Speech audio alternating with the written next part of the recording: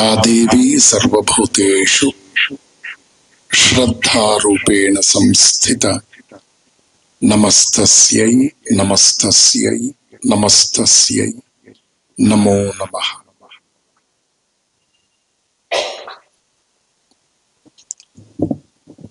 ದಿವ್ಯತ್ರಯರನ್ನ ಅತ್ಯಂತ ಶ್ರದ್ಧೆಯಿಂದ ನಮಸ್ಕರಿಸ್ತೇನೆ. ರಾಣೆಬೆನ್ನೂರಿನ ರಾಮಕೃಷ್ಣ ವಿವೇಕಾನಂದ ಆಶ್ರಮದ ಅಧ್ಯಕ್ಷರು, ನನ್ನ ಪರಮಾಪ್ತ ಸೋದರ ಯತಿಗಳು ಆದಂತಹ ಪೂಜ್ಯ ಸ್ವಾಮಿ ಪ್ರಕಾಶಾನಂದಜಿಯವರೇ, ಬೆಂಗಳೂರು ಯಲಹಂಕದ ರಾಮಕೃಷ್ಣ ವಿವೇಕಾನಂದ ವೇದಾಂತ ಆಶ್ರಮದ ಮುಖ್ಯಸ್ಥರು, ಇತ್ತೀಚೆಗಷ್ಟೇ ಲಂಕಾದೇಶದ ಪ್ರವಾಸ ಮಾಡಿ ಬಂದಂತಹ ಯಲಹಂಕದ ಸ್ವಾಮಿಗಳಾದ ಪೂಜ್ಯ ಸ್ವಾಮಿ ಅಭಯಾನಂದಜಿಯವರೇ, ನಮ್ಮ ರಾಣಿಬೆನ್ನೂರು ಆಶ್ರಮದ ಎಲ್ಲ ಶ್ರದ್ಧಾವಂತ ಭಕ್ತ ಜನರೇ,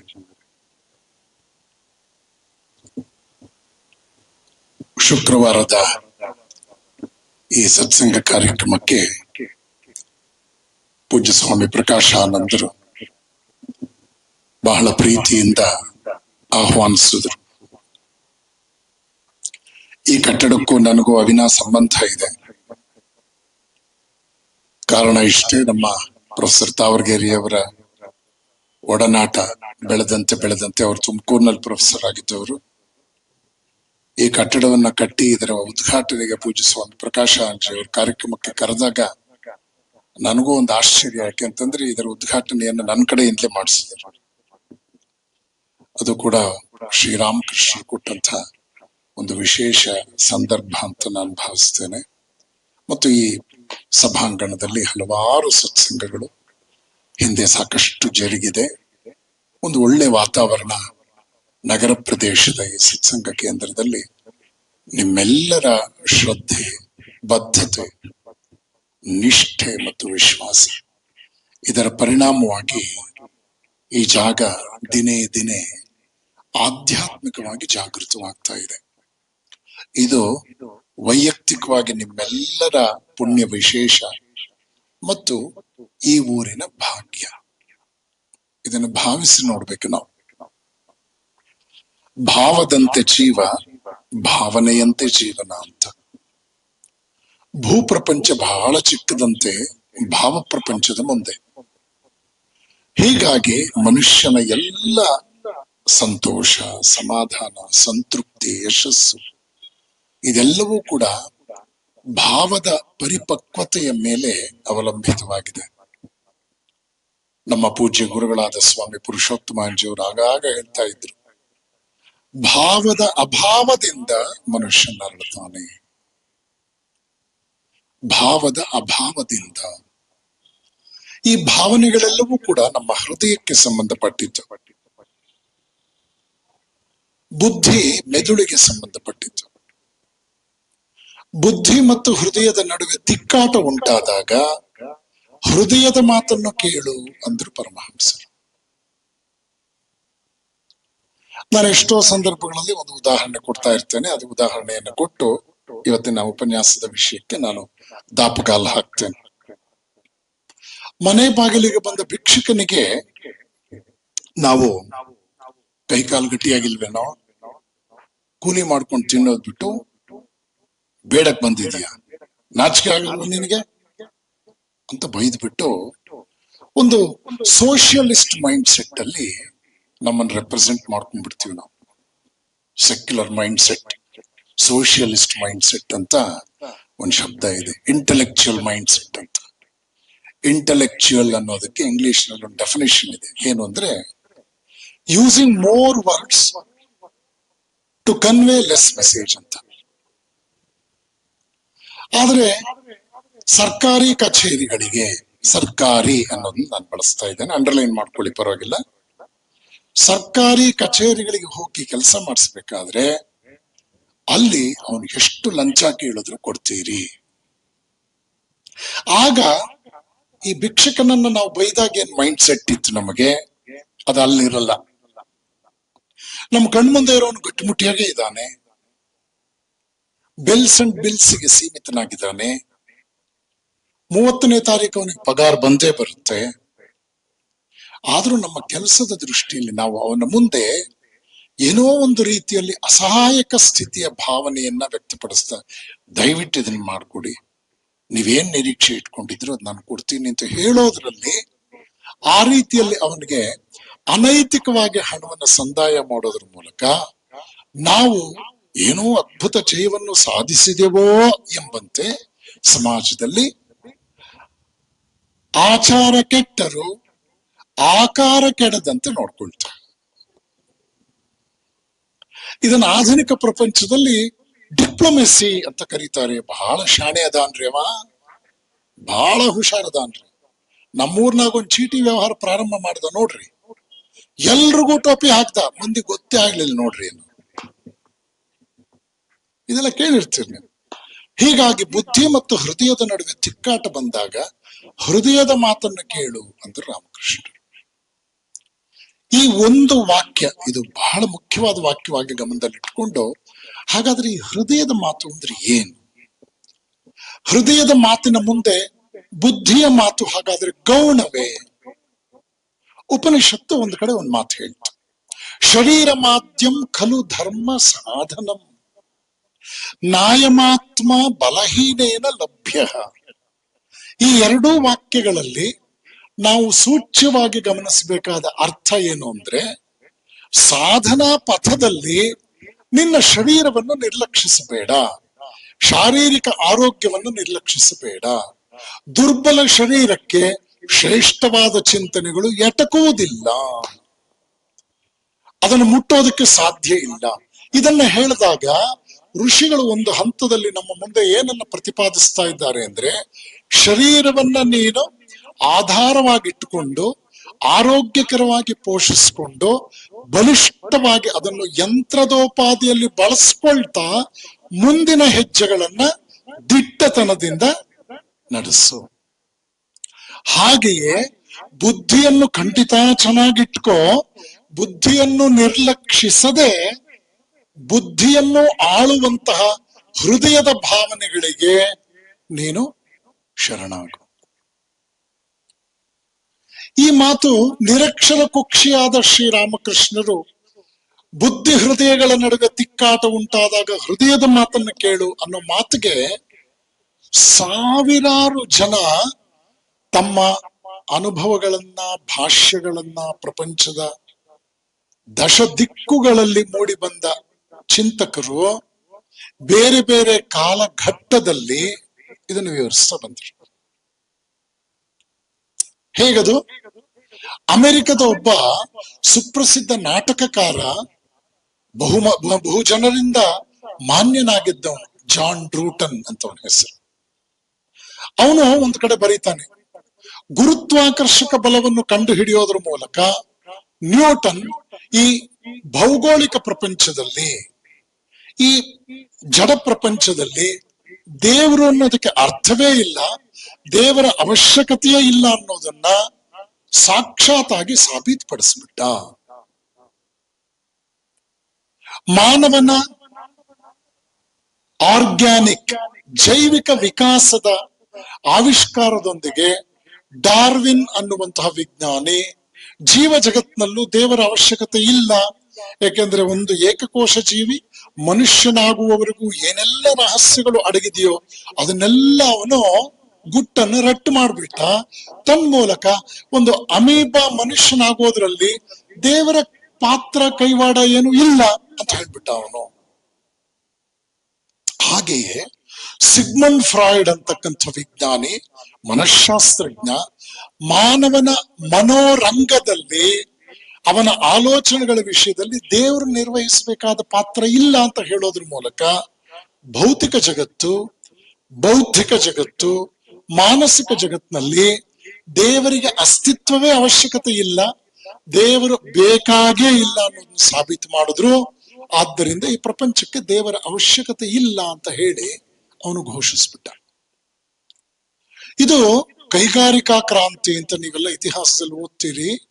ಕೈಗಾರಿಕಾ ಕ್ರಾಂತಿಯ ನಂತರದಲ್ಲಿ ಮನುಷ್ಯರ ಸಂಬಂಧಗಳು ಕ್ಷೀಣಿಸುತ್ತಾ ಮನುಷ್ಯನ ಯಂತ್ರಗಳೊಂದಿಗಿನ ಸಂಬಂಧ ವೃದ್ಧಿಸುತ್ತಾ ಸಾಗಿದ್ದನ್ನೇ ರಿನೈಸಾನ್ಸ್ ಅಂತ ಕರೆದ್ಬಿಟ್ರು. ಈ ಕಾಲಘಟ್ಟ ಸ್ವಲ್ಪ ಕಾಲ ಈ ವಿಚಾರಗಳು ಮುಂದುವರೆದು ಒಂದು ಸಲ ಮ್ಯಾಕ್ಸ್ ಮುಲ್ಲರ್ ಅಂತಕ್ಕಂಥ ಚಿಂತಕ ಪಾಶ್ಚಾತ್ಯ ಜಗತ್ನಲ್ಲಿ ಅವನೊಂದು ರೀತಿ ಅಧಿಕಾರವಾಣಿಯಿಂದ ಎಲ್ಲವನ್ನು ಹೇಳ್ತಾ ಇದ್ದ. ಕೆಲವೆಲ್ಲ ನಾವು ಅರ್ಥ ಮಾಡ್ಕೊಳ್ಳದೆ ಇದ್ರೆ, ಒಳಹೊಕ್ಕು ನೋಡದೆ ಇದ್ರೆ ನಮಗೆ ವಾಸ್ತವಿಕವಾಗಿ ಏನ್ ತಿಳ್ಕೋಬೇಕಾಗಿತ್ತು ಅದು ಸಿಗಲ್ಲ. ಮ್ಯಾಕ್ಸ್ ಮುಲ್ಲರ್ನ ವೈಯಕ್ತಿಕ ಗ್ರಂಥಾಲಯದಲ್ಲಿ 13,000 ಪುಸ್ತಕಗಳಿದ್ವು. ಅವನ್ ಸತ್ತ ಮೇಲೆ ಅವನ ಗ್ರಂಥಾಲಯವನ್ನು ಆಕ್ಸ್ಫರ್ಡ್ ನಲ್ಲಿ ಮ್ಯಾಕ್ಸ್ ಮುಲ್ಲರ್ನ ಮನೆಗೆ ನಾನು ನಿರ್ಭಯಾನಂದ್ರು ಹೋಗಿದ್ವಿ.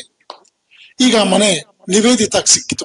ಪಕ್ಕದಲ್ಲೇ ನಿವೇದಿತಾ ಮನೆ ಅಂತೆಲ್ಲ ಬರುತ್ತೆ. ಅವಳು ಸ್ಕೂಲ್ ನಡೆಸ್ತಾ ಇದ್ದ ಜಾಗ, ಅಲ್ಲಿ ಅವಳು ಒಡನಾಟ ಇದ್ದಂತಹ ಜಾಗ, ಅವಳು ಒಡನಾಟ ಇಟ್ಕೊಂಡಿದ್ದ ಸ್ಕೂಲ್ ಅದು, ಅವಳು ನಡೆಸ್ತಾ ಇದ್ದಿದ್ದಲ್ಲ, ಅದು ಒಡನಾಟ ಇಟ್ಕೊಂಡಿದ್ದ ಜಾಗ. ಮ್ಯಾಕ್ಸ್ ಮುಲ್ಲರ್ ತೀರ್ಕೊಂಡ ಮೇಲೆ ಅವನ ಗ್ರಂಥಾಲಯವನ್ನ ಟೋಕಿಯೋಗೆ ಶಿಫ್ಟ್ ಮಾಡಿಕೊಂಡ್ರು ಜಪಾನಿಯರು ಆಸಕ್ತಿಯಿಂದ. ಆದ್ರೆ ಕೆಲವು ವರ್ಷಗಳಲ್ಲಿ ಭೂಕಂಪ ಬಂದು ಎಷ್ಟು ಕುಸಿತು ಅಂದ್ರೆ ಭೂಮಿ ಒಳಕ್ಕೆ ಇಡೀ ಲೈಬ್ರರಿ ಹೊಟ್ಟೋಯ್ತು, ಒಂದೇ ಒಂದು ಪುಸ್ತಕ ಸಿಗ್ಲಿಲ್ಲ. ಮ್ಯಾಕ್ಸ್ ಮುಲ್ಲರ್ನ ಒಂದು ಇಂಟೆಲೆಕ್ಚುಯಲ್ ಜೈಗ್ಯಾಂಟಿಸಮ್, ಬೌದ್ಧಿಕವಾದ ಒಂದು ದೊಡ್ಡ ಸಾಹಸವನ್ನ ಇಡೀ ಪ್ರಪಂಚ ಕೊಂಡಾಡುತ್ತೆ. ನಮ್ಮ ನಡುವೆಯೇ ಆಗಿ ಹೋದ ದ.ರಾ ಬೇಂದ್ರೆ ಅವರು, ಧಾರವಾಡದಲ್ಲಿ ಬಹಳ ದೊಡ್ಡ ಹೆಸರು ಅವರು, ದ.ರಾ ಬೇಂದ್ರೆ ಅವರ ಹೆಸರು ಅವಿನ ಸಂಬಂಧವನ್ನು ಹೊಂದಿದೆ. ಒಂದು ರೀತಿಯಲ್ಲಿ ಸಿನಾನಿಮ್ಸ್ ಅನ್ನುವಷ್ಟು ಮಟ್ಟಿಗೆ ಪರ್ಯಾಯ ಪದಗಳು ಎಂಬಂತೆ ಧಾರವಾಡ ಅಂದ್ರೆ ದ.ರಾ ಬೇಂದ್ರೆನೇ. ಅದನ್ನ ನಾವು ಕರೆಕ್ಟ್ ಪೂರ್ವಾಗ್ರಹ ಇಲ್ಲದೆ ಇದ್ರೆ ಅರ್ಥ ಆಗುತ್ತೆ. ದ.ರಾ ಬೇಂದ್ರೆ ಅವರ ವೈಯಕ್ತಿಕ ಗ್ರಂಥಾಲಯದಲ್ಲಿ 40,000 ಪುಸ್ತಕಗಳಿದ್ವಂತೆ. ಅದನ್ನ 14 ಕ್ಯಾಟಗರೀಸ್ ಮಾಡಿ, ಡಿಫರೆಂಟ್ ಡಿವಿಷನ್ಸ್ ಮಾಡಿ ಅವ್ರ ಪುಸ್ತಕಗಳು ಇಟ್ಟಿದ್ರಂತೆ. ಅಲ್ಲಿ ತತ್ವಶಾಸ್ತ್ರ ಇತ್ತಂತೆ, ಸಾಹಿತ್ಯ ಇತ್ತಂತೆ, ಪ್ರಾಣಿಶಾಸ್ತ್ರ ಇತ್ತಂತೆ, ವಿಜ್ಞಾನ ಶಾಸ್ತ್ರ ಇತ್ತಂತೆ. ಈ ರೀತಿ 14 ಡಿಫರೆಂಟ್ ವರ್ಷನ್ಸ್, ಎಲ್ಲ ಡಿಫರೆಂಟ್ ಡಿವಿಷನ್ಸ್ ಇತ್ತಂತೆ. ದ.ರಾ ಬೇಂದ್ರೆ ಅವರು ತಮ್ಮ ಬದುಕಿನಲ್ಲಿ ಅನುಸರಿಸಿಕೊಂಡು ಉಪಯೋಗಿಸ್ಕೊಂಡಂತಹ ಆ 40,000 ಪುಸ್ತಕಗಳ ಸಂಗ್ರಹದ ಮೇಲೆ ಒಬ್ರು PhD ಮಾಡಿದ್ರಂತೆ. ಏನ್ ಅದ್ಭುತ ನೋಡಿ. ದ.ರಾ ಬೇಂದ್ರೆ ಅವ್ರ ಮೇಲೆ PhD ಮಾಡಿದ ಬೇರೆ ವಿಷಯ. ದ.ರಾ ಬೇಂದ್ರೆ ಅವ್ರ ಮೇಲೆ PhD ಮಾಡಿ ಡಾಕ್ಟರೇಟ್ ಪಡ್ಕೊಂಡವರಿದ್ದಾರೆ. ದ.ರಾ ಬೇಂದ್ರೆ ಅವರು ಜೀವನ ಪರ್ಯಂತ ಅವಲೋಕನಗೈದ 40,000 ಪುಸ್ತಕಗಳ ವೈವಿಧ್ಯಮಯ ವಿಚಾರಗಳನ್ನು ಆಧರಿಸಿ ಒಬ್ರು PhD ಪಡ್ಕೊಂಡ್ರು ಅಂತ ಪ್ರೊಫೆಸರ್ G.V. ಹರೀಶ್, ಬಹಳ ಒಳ್ಳೆ ಚಿಂತಕರು, ನನ್ನ ಆಪ್ತರು, ಅವರೊಂದು ಕಡೆ ಉಲ್ಲೇಖಿಸಿದಂತಹ ಒಂದು ಮಾತನ್ನ ನಿಮ್ಮ ಮುಂದೆ ಇಡ್ತಾ ಇದ್ದೇನೆ. ಮ್ಯಾಕ್ಸ್ ಮುಲ್ಲರ್ ಡಾರ್ವಿನ್ ನನ್ನ ಕರೆದು ಕೇಳಿದಂತೆ, ನೀನು ಅಮೀಬಾದಿಂದ ಮನುಷ್ಯನವರೆಗೂ ಆಗೋ ವಿಕಾಸದ ಬಗ್ಗೆ ಬಹಳ ಸೊಗಸಾಗಿ ಹೇಳ್ಬಿಟ್ಟೆ, ಆದ್ರೆ ಈ ಜಾನ್ ಡ್ರೂಟನ್ ಹೇಳ್ತಾ ಇದ್ದಾನೆ, ನೀವು 3 ಜನ ಸೇರಿ ದೇವರ ಅಸ್ತಿತ್ವವನ್ನೇ ಅಲ್ಲಗಳೆದ್ರಿ, ದೇವರ ಅವಶ್ಯಕತೆಯೇ ಬೇಡ ಅಂತ ಹೇಳಿದ್ರಿ. ಆದ್ರೆ ನಂದೊಂದು ಪ್ರಶ್ನೆ ಇದೆ, ನೀನು ಏಕಕೋಶ ಜೀವಿ ಅಮೀಬಾ ಹೋಮೋಸೇಪಿಯನ್ ಮನುಷ್ಯನಾಗುವವರೆಗೂ ಅದ್ಭುತವಾದ ಕಥೆ ಹೇಳಿದೆಯಲ್ಲ, ಚೆನ್ನಾಗಿದೆ, ಅದು ನಿಜವಾಗ್ಲೂ ಖುಷಿ ಆಗತ್ತೆ ಓದೋದಕ್ಕೆ, ತಿಳ್ಕೊಳಕ್ಕೆ. ಆದ್ರೆ ಈ ಏಕಕೋಶ ಜೀವಿ ಇದೆಯಲ್ಲ, ಅದ್ರೊಳಗೆ ಜೀವ ಹೇಗ್ ಬಂತು ಅಂತ ಕೇಳಿದಾಗ ಡಾರ್ವಿನ್ ತಲೆ ಮೇಲೆ ಕೈ ಇಟ್ಕೊಂಡು, I tried my best to trace from which source the single cellular organism could gain life. Probably God has injected life ಅಂದ. ಅಲ್ಲಿಗೆ ಜಾನ್ ಡ್ರೂಟನ್ ಕುಸಿದು ಬಿದ್ದ. ಈ ಪ್ರಪಂಚದಲ್ಲಿ why factor and how factor ಅನ್ನೋದು 2 ಪ್ರಮುಖವಾಗುತ್ತೆ. ಇದೆರಡೂ ಒಂದಕ್ಕೊಂದು ಪೂರಕವಾಗುತ್ತೆ. ವೈ ಅನ್ನೋದು ಹೌ ಮೇಲೆ ಡಿಪೆಂಡ್ ಆಗುತ್ತೆ, ಹೌ ಅನ್ನೋದು ವೈ ಅನ್ನೋದ್ರ ಮೇಲೂ ಡಿಪೆಂಡ್ ಆಗುತ್ತೆ. ಮ್ಯೂಚುವಲಿ ಇಂಟರ್ ಡಿಪೆಂಡೆಂಟ್ ಅದು ಅಂತ. ಹಾಗಾಗಿ ಬುದ್ಧಿ ಮತ್ತು ಹೃದಯಗಳ ನಡುವೆ ತಿಕ್ಕಾಟ ಉಂಟಾದಾಗ ಹೃದಯದ ಮಾತನ್ನು ಕೇಳಬೇಕು, ಅಂದ್ರೆ ಬುದ್ಧಿ ಮಾತನ್ನು ಕೇಳಬಾರದು ಅಂತಲ್ಲ. ಬುದ್ಧಿಯ ಸೀಮಿತತೆಯನ್ನು ಅರ್ಥ ಮಾಡ್ಕೊಳ್ಳಿ ಅನ್ನುವ ಅರ್ಥವನ್ನ ರಾಮಕೃಷ್ಣರು ಹೃದಯದ ವೈಶಾಲ್ಯತೆಯ ಪರಿಣಾಮವನ್ನು ವಿವರಿಸಬೇಕಾದ್ರೆ ಅಂತರಂಗದ ಶಕ್ತಿಯ ಪರಿಣಾಮದ ಬಗ್ಗೆ ಹೆಚ್ಚು ವಿಸ್ತೃತವಾಗಿ ಮನದಟ್ಟು ಮಾಡಿಕೊಳ್ಳಕ್ಕೆ ಪ್ರಯತ್ನ ಪಟ್ಟಾಗ ಅವರು ಈ ಶಬ್ದಗಳನ್ನ ಬಹಳ ಸ್ಪಷ್ಟವಾಗಿ ಪರಿಣಾಮಕಾರಿಯಾಗಿ ಬಳಸಿದ್ದುಂಟು. ಇದು ಯಾಕಾಯ್ತು? ಮತ್ತೆ ಸ್ವಲ್ಪ ಅವಲೋಕನಕ್ಕೆ ಹೋಗೋಣ.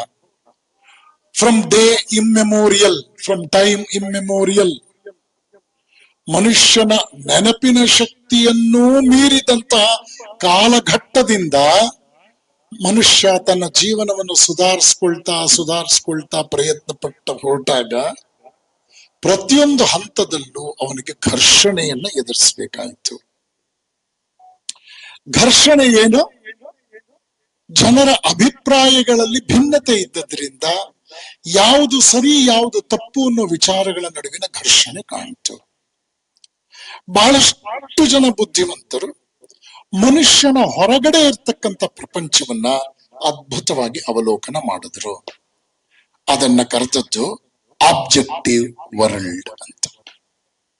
ನಮ್ಮಿಂದ ಆಚೆಗಿರ್ತಕ್ಕಂಥ ಪ್ರಪಂಚ, ನಮ್ಮಿಂದ ಆಚೆಗಿರ್ತಕ್ಕಂಥ ಪ್ರಪಂಚವನ್ನ ಆವಿಷ್ಕಾರ ಮಾಡಿ ಅದ್ಭುತವಾದ ರೀತಿಯಲ್ಲಿ ತನ್ನ ಭೋಗ ಭಾಗ್ಯಗಳನ್ನ ಸುಧಾರಿಸ್ಕೊಂಡ ಮನುಷ್ಯ, ತನ್ನ ಲೌಕಿಕ ಜೀವನವನ್ನ ಶ್ರೀಮಂತಗೊಳಿಸ್ಕೊಂಡ ಮನುಷ್ಯ, ಎಲ್ಲೋ ಒಂದು ಹಂತದಲ್ಲಿ ಈ ಪ್ರಕೃತಿ ಅಂತಕ್ಕಂಥದ್ದಿದೆಯಲ್ಲ, ಇದರೊಂದಿಗೆ ನಾನು ಫ್ರೆಂಡ್ಶಿಪ್ ಇಟ್ಕೊಂಡು ನಾನು ಎಷ್ಟು ಸಾಧ್ಯವೋ ಅಷ್ಟು ಲೌಕಿಕ ಪ್ರಪಂಚದಲ್ಲಿ ಕಂಫರ್ಟಬಲ್ ಝೋನ್ ಸೇಫ್ಟಿ ಝೋನ್ ಅನ್ನ ಕ್ರಿಯೇಟ್ ಮಾಡ್ಕೊಂಡ್ಬಿಟ್ರೆ ನಾನು ಅತ್ಯಂತ ಸುಖಿ ಪುರುಷ ಈ ಪ್ರಪಂಚದಲ್ಲಿ ಅನ್ನುವ ಒಂದು ತೀರ್ಮಾನಕ್ಕೆ ಬಂದ. ಎಲ್ಲವನ್ನೂ ಪಡ್ಕೊಂಡ. ಇಂದ್ರಿಯ ಗ್ರಾಹ್ಯವಾದ ಎಲ್ಲ ಸುಖಗಳು ಕೂಡ ಅವನಿಗೆ ಸಿಕ್ತು. ಎಲ್ಲವನ್ನೂ ಕ್ರೋಢೀಕರಿಸ್ಕೊಂಡ ಮೇಲೆ ಅವನು ಸುಖವಾಗಿದ್ದಾನ, ನಿರಾಳವಾಗಿದ್ದಾನ ಅಂತಂದ್ರೆ ಈ ವಸ್ತುಗಳು ಒಂದು ಹಂತದವರೆಗೆ ಅವನಿಗೆ ಸುಖವನ್ನು ಕೊಡ್ತು. ಆದರೆ ಸುಖದ ಆವಿಷ್ಕಾರದ ಪಥ ಮುಂದುವರಿಯಿತು. ಅವನು ಇನ್ನೂ ಮುಂದಕ್ಕೆ ಹೋಗ್ಬೇಕು ಅನ್ನೋ ತವಕ ಅವನಲ್ಲಿ ಉಂಟಾಗಿದೆ. ಆದರೆ ಆಬ್ಜೆಕ್ಟಿವ್ ವರ್ಲ್ಡ್ ಅಲ್ಲಿ ಅವನ ನಾಲೆಡ್ಜ್ ಅನ್ನೋದು ಈ ತವಕವನ್ನು ಇಂಗಿಸುವಂತಹ, ತವಕವನ್ನು ಸಮಾಧಾನಪಡಿಸಿ ಸಂತೃಪ್ತಿ ಪಡಿಸುವಂತಹ ಸಾಮರ್ಥ್ಯವನ್ನ ಕಳ್ಕೊಂಡ್ಬಿಟ್ಟಿತ್ತು. ಆಗ ಮನುಷ್ಯ ಯೋಚನೆ ಮಾಡ್ದ, ಇಷ್ಟೆಲ್ಲ ನಾನು ಪಡ್ಕೊಂಡ್ರು ಕೂಡ ನಾನು ಹುಡುಕ್ತಾ ಇರೋ ಸುಖ ಅನ್ನೋದು ಇನ್ನು ಅಡ್ರೆಸ್ಸೇ ಪತ್ತೆ ಆಗ್ಲಿಲ್ವೇ, ಹಾಗಾದ್ರೆ ಅದು ಎಲ್ಲಿರಬಹುದು ಅನ್ನೋದ್ರ ಬಗ್ಗೆ ತಲೆಗೆಡ್ಸ್ಕೊಳ್ತಾ ಹೋದ. ಅವನು ಟೈಮ್ ಸ್ಪೇಸ್ ಕಾಸೇಷನ್ ಅಂತ ನಮ್ಮ ಫಿಸಿಕ್ಸ್ ಏನ್ ಹೇಳುತ್ತೆ, ಮೆಟೀರಿಯಲ್ ಸೈನ್ಸ್ ಏನ್ ಹೇಳುತ್ತೆ, ಅದರಿಂದ ವಿಸ್ತಾರವಾಗಿ ವಿಶ್ಲೇಷಿಸಲ್ಪಟ್ಟಂತಹ ಆಬ್ಜೆಕ್ಟಿವ್ ವರ್ಲ್ಡ್, ಹೊರ ಬಹಿರಂಗ ಪ್ರಪಂಚದ ಎಲ್ಲ ರಹಸ್ಯಗಳನ್ನು ಕಂಡುಕೊಂಡ. ಆದ್ರೆ ಅಲ್ಲಿ ಒಂದು ಹಂತದಲ್ಲಿ ಅವನು ಯೋಚನೆ ಮಾಡ್ದ, ಈ ಎಕ್ಸ್ಟರ್ನಲ್ ನೇಚರ್ ಅನ್ನೋದನ್ನ ನಾನು ಫ್ರೆಂಡ್ಲಿಯಾಗಿ ಮ್ಯಾನೇಜ್ ಮಾಡ್ಬೇಕು ಅಂತ ಅನ್ಕೊಂಡೆ. ಆದ್ರೆ ಈಗ ನನಗೆ ಅರ್ಥ ಆಗ್ತಾ ಇದೆ, ಎಲ್ಲೋ ಒಂದು ಕಡೆ ಒಂದು ನಿಗೂಢ ಸತ್ಯ ಏನದು ಅಂತಂದ್ರೆ, ಕಂಫರ್ಟ್ ಝೋನ್ ಅನ್ನ ಮೀರಿ ಮುಂದಕ್ಕೆ ಹೋಗದೆ ನನ್ನ ಜೀವನ ಅನ್ನೋದು ನಿಜವಾಗಿ ಪ್ರಾರಂಭ ಆಗುವುದಿಲ್ಲ.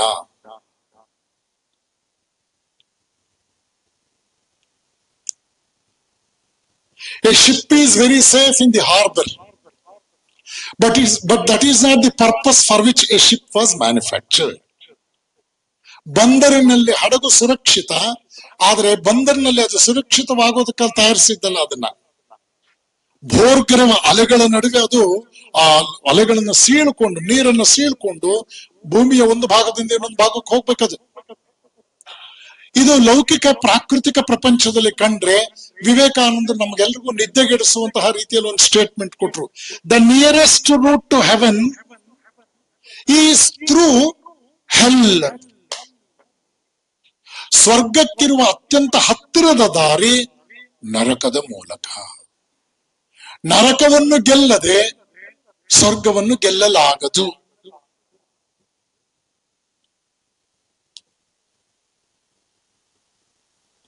ನರಕದ ಪರಿಚಯವೇ ನಿಮಗಿಲ್ಲ ಅಂದ್ರೆ ಸ್ವರ್ಗ ನೀವು ಎಂಜಾಯ್ ಮಾಡಕ್ ಆಗೋದಿಲ್ಲ.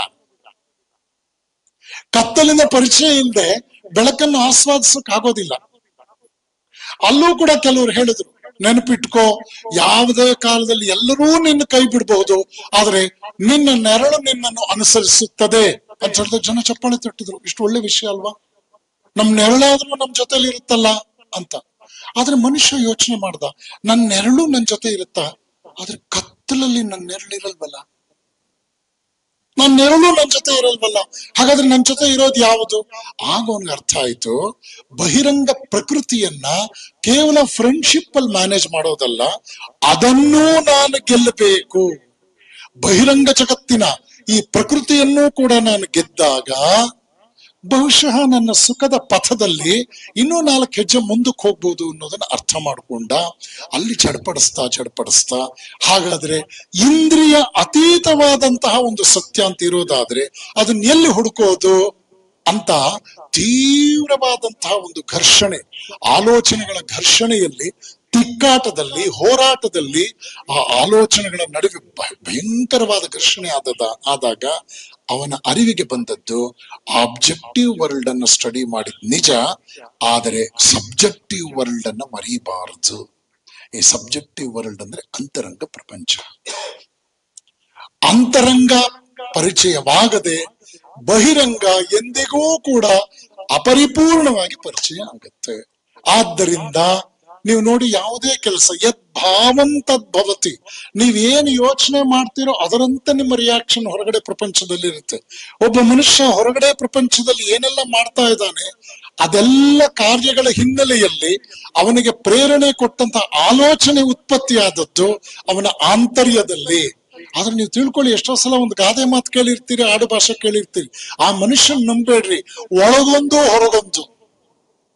ಆದ್ರೆ ತಿಳ್ಕೊಳ್ಳಿ, ಅವನಿಗೆ ಒಳಗೊಂದು ಹೊರಗೊಂದು ಅನ್ನೋದು ನಿಮ್ಮ ಒಳಗಿಗೆ ಅರ್ಥ ಆಯ್ತೋ ಇಲ್ವಾ? ನಿಮಗೆ ಅರ್ಥ ಆಯ್ತೋ ಇಲ್ವಾ?